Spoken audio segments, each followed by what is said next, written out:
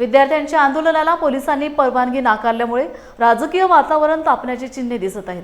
भारतीय राष्ट्रीय काँग्रेसच्या कल्याण डोंबिवली महानगरपालिकेच्या गटनेत्या कांचन कुलकर्णी यांनी पोलिसांच्या भूमिकेवर तीव्र नाराजी व्यक्त करत थेट इशारा दिलाय की जर विद्यार्थ्यांना आंदोलनाची परवानगी दिली नाही तर रस्त्यावर उतरून आंदोलन छेडण्यात येईल, असं कुलकर्णी यांनी स्पष्टपणे सांगितले। सीजेपीचे जी काही मुलं आहेत त्यांनी एक महानगरपालिकेला 22 तारखेलाच पत्र दिला होता की आम्हाला 3 पैकी कुठलं तरी एक मैदान उपलब्ध करून द्यावं। त्यात एक होता सुभाष मैदान, दुसरा होता फडके मैदान आणि तिसरा होता आपलं मेक्सिकन। या तिन्ही ग्राउंडपैकी कुठलं तरी एक द्यावं। प्रथम त्यांनी त्याचं चूज केलं की आम्ही सुभाष मैदानात हे करतो, पण तिथे त्यांनी पोलिसांनी त्यांना नाकारलं।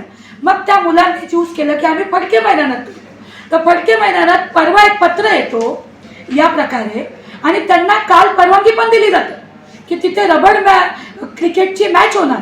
हे कुठे ना कुठे सत्ताधारी पक्षाला प्रशासन सोबत घेऊन त्यांचं आंदोलन दाबण्याचा प्रयत्न करत आहे। त्याच्या पलीकडे जाऊन आता पोलीस त्यांना नोटीस बजावत आहेत की तुम्ही त्या आंदोलनात सहभागी होऊ शकत नाही, तुमच्याकडे कुठल्याच प्रकारची परवानगी नाही। असा मला त्यांच्याचपैकी एका मुलीचा फोन आला आणि तिने मला ही माहिती दिली।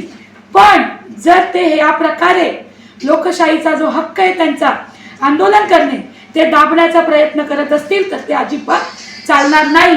जर ते त्यांना जागा कुठली मिळून देत नसतील तर हा आंदोलन रस्त्यावर होईल आणि आम्ही काँग्रेस पक्षातर्फे तो आंदोलन त्यांचे प्रतिनिधी म्हणून त्या मुलांचे तो आंदोलन करू।